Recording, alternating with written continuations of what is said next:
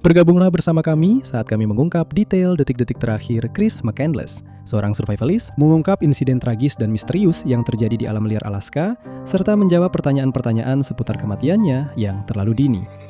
Pada bulan April 1992, seorang pemuda bernama Christopher McCandless menjelajah ke alam liar Alaska di utara Gunung McKinley, tertarik oleh pesona alam yang masih liar dan pengujian diri yang ekstrim.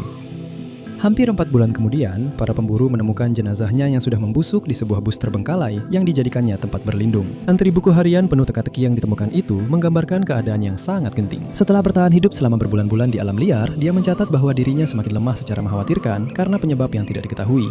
Hingga akhirnya terlalu lemah bahkan untuk berdiri, sangat lemah.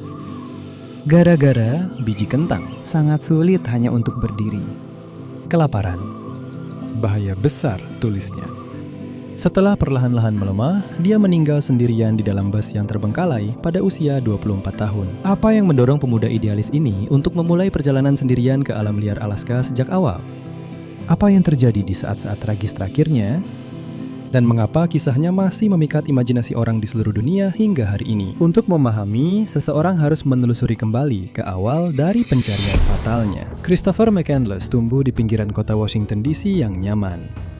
Namun kemudian, saat belajar sejarah dan antropologi di universitas, dia semakin kecewa dengan materialisme dan konformitas masyarakat modern.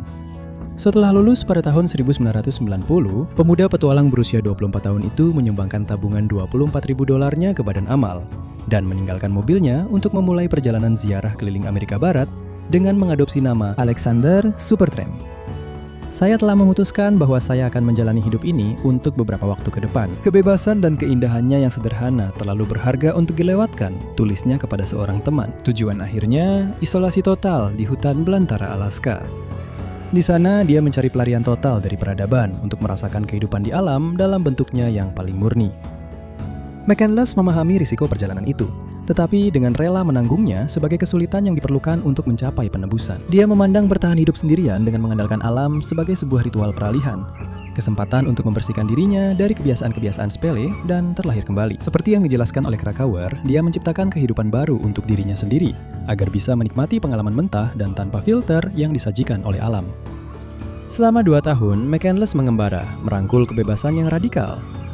Dengan menumpang kendaraan dan menumpang kereta barang, dia mencari pengasingan dari masyarakat arus utama, hidup di pinggiran dengan aturan yang dia buat sendiri. Pada tahun 1992, dia berjalan kaki ke jantung Taman Nasional Denali. Jauh di alam liar taman itu terdapat sebuah kendaraan terbengkalai yang kemudian dikenal sebagai Magic Bus. Bus International Harvester era 1940-an. Ini dulunya merupakan bagian dari proyek pembangunan beberapa dekade sebelumnya.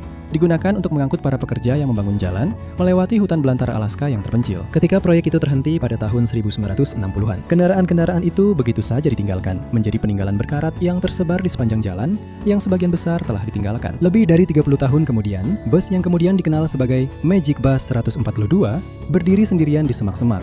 Jendelanya pecah akibat lemparan batu dan peluru. Bus yang satu ini terletak sekitar 20 mil di sepanjang jalan tanah yang tak lagi digunakan, membusuk di sepanjang Stampede Trail di dekat sungai Teklanika. Meskipun kondisinya sudah rusak, bus itu tetap menjadi tempat berlindung yang sangat dibutuhkan di lingkungan yang keras. Menjadi tempat perlindungan bagi para pemburu, penjebak, dan pencari jamur yang kebetulan melewatinya selama bertahun-tahun. Pada bulan April 1992, bus itu menjadi rumah bagi Chris McCandless yang berusia 24 tahun di pedalaman Alaska. Mencari pencerahan melalui hidup sendirian di alam liar. Dia bertahan selama berbulan-bulan dengan menggunakan bus itu sebagai markas sementara dan menyebutnya sebagai Magic Bus di jurnalnya. Setelah bertahun-tahun berkelana melintasi Amerika Barat, pria yang menamakan dirinya sendiri Alexander Supertramp membayangkan menghabiskan musim panas di hutan, bertahan hidup sendirian dengan berburu hewan seperti tupai dan landak. Dia meneliti tanaman dan buah beri yang bisa dimakan di daerah itu, berencana untuk mengumpulkan hasil alam taiga untuk menopang hidupnya. Seorang pecinta alam sejati, McCandless merasa siap menghadapi kondisi yang keras dan keterpencilan itu. Dia tidak lagi akan memakai nama Chris McCandless, tulis John Krakauer dalam Into the Wild. Sekarang dia adalah Alexander Supertramp, penguasa takdirnya sendiri. 2 bulan pertama melebihi harapannya, karena musim semi di pegunungan Alaska membawa kelimpahan sumber pangan liar. McCandless mencari buah karen, jamur, dan buah mawar liar.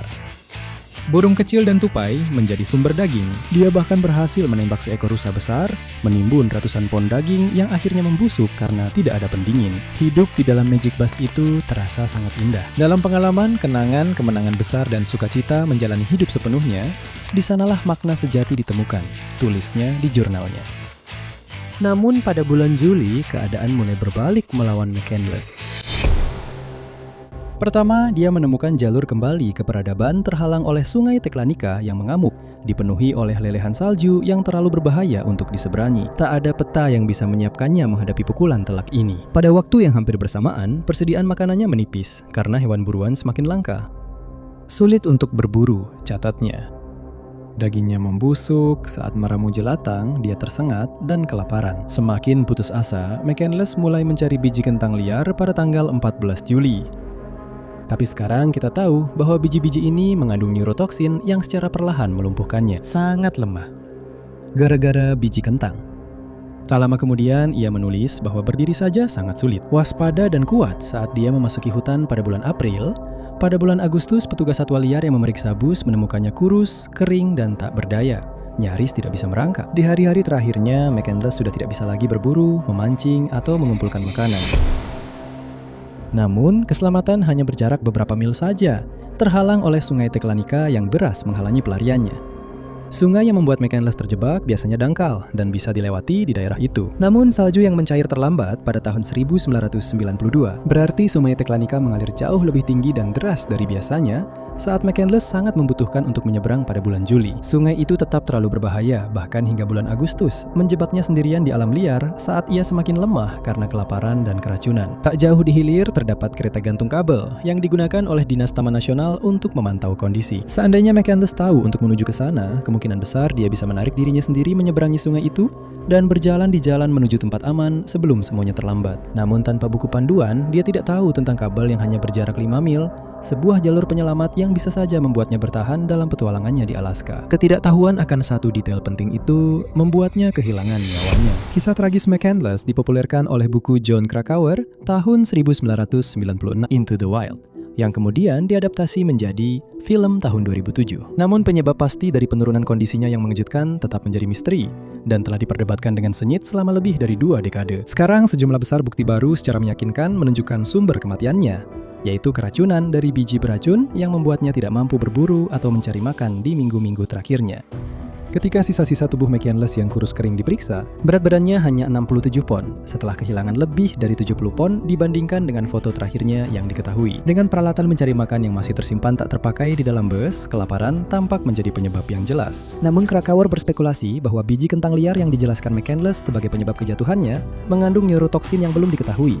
Berdasarkan buku panduan tanaman perguruan tinggi milik McCandless, yang secara eksplisit memperingatkan agar tidak salah membedakan kacang manis liar yang beracun dengan kentang liar yang dikabarkan tidak berbahaya, Hedi Eutychera alpinum. Tes awal untuk mendeteksi racun dalam biji tersebut terbukti tidak memberikan hasil yang pasti. Namun penyelidik amatir Ronald Hamilton baru-baru ini mencocokkan kondisi McCandless yang semakin kurus dengan lethargism, suatu kondisi kelumpuhan yang disebabkan oleh ODAP, neurotoksin yang kadang ditemukan dalam kacang-kacangan. Dia berteori bahwa McCandless perlahan menjadi lumpuh setelah melahap biji-bijian liar itu, dan menganggap penemuan ini sebagai bukti pasti yang memecahkan misteri tersebut.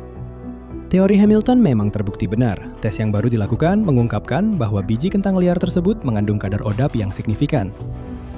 Neurotoksin ini menghambat metabolisme glikoprotein, secara bertahap melumpuhkan korbannya.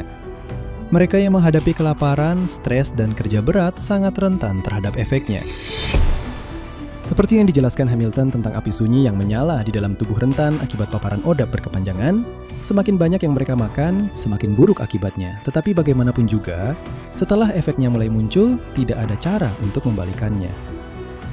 McCandless benar-benar memenuhi kriteria orang yang paling mudah terkena keracunan ODAP. Seperti yang dijelaskan Hamilton, dia adalah pria muda, kurus, berusia awal 20-an, menjalani pola makan yang sangat minim, yang berburu, mendaki, memanjat, menjalani hidup di batas fisiknya, yang mulai makan biji-bijian dalam jumlah besar yang mengandung asam amino beracun. Bukti baru ini memvalidasi firasat awal Krakauer bahwa racun yang tidak diketahui membuat McCandless lumpuh.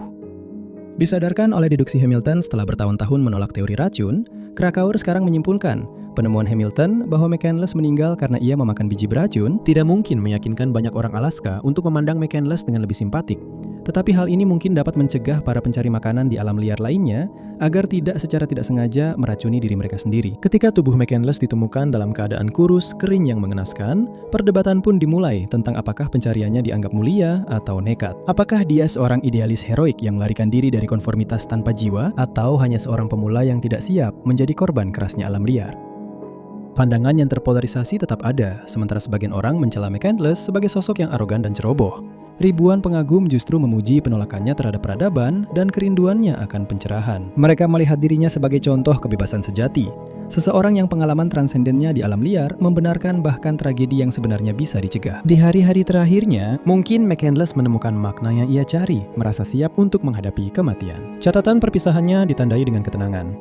Aku telah menjalani hidup yang bahagia dan berterima kasih kepada Tuhan. Selamat tinggal dan semoga Tuhan memberkati semua orang. Apapun pandangan seseorang, tak ada yang bisa menyangkal jejak mendalam yang ditinggalkan kehidupan singkat McCandless di dunia. Andai dia tahu tentang neurotoksin itu, kemungkinan besar dia akan keluar dari alam liar pada akhir Agustus dengan selamat dan telah berubah. Sekarang dia akan berusia 51 tahun. Namun, kisah Alexander Supertramp masih menyentuh hati, mengajak kita untuk menjalani hidup dengan keberanian sesuai dengan cara kita sendiri. Jika Anda merasa video ini informatif atau membuat Anda berpikir, silakan beri like dan berlangganan saluran ini agar tetap mendapatkan cerita-cerita ekstrim lainnya dari Ambang Batas.